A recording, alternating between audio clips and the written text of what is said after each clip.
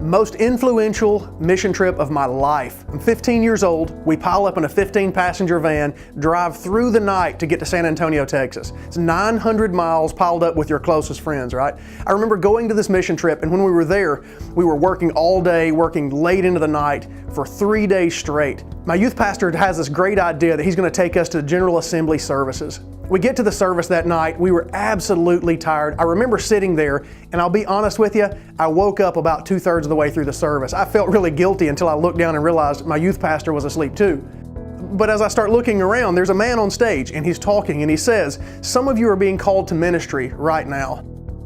I remember when he said that I remember my heart started beating fast, and I knew immediately that God was trying to say something to me. I worked my way out of the upper decks of this huge Coliseum, came all the way up front and kneeled down to pray. And as the man up front began to say, some of you are going to be called to be evangelists. Some of you are going to be called to be missionaries or youth pastors.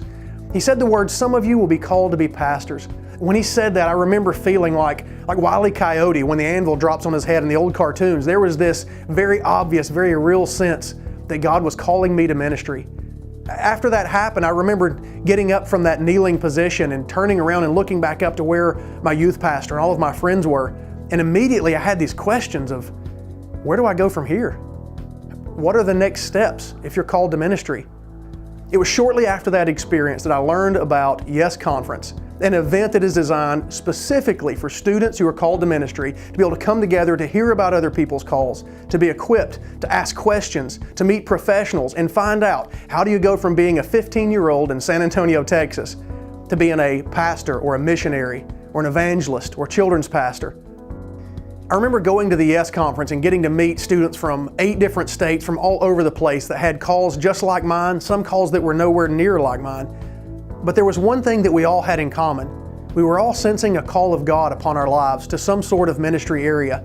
I realized that week that the same God who called Moses, the same God who called David, the same God who called Gideon, He's still calling people today. There are probably many of you who sit in these seats today. You felt the call of God upon your life and you're wondering, what is the next step for me? The next step might be Yes Conference 2016. It's going to be an event that has students from 8 different states showing up to ask the questions, God, what is it you've called me to do?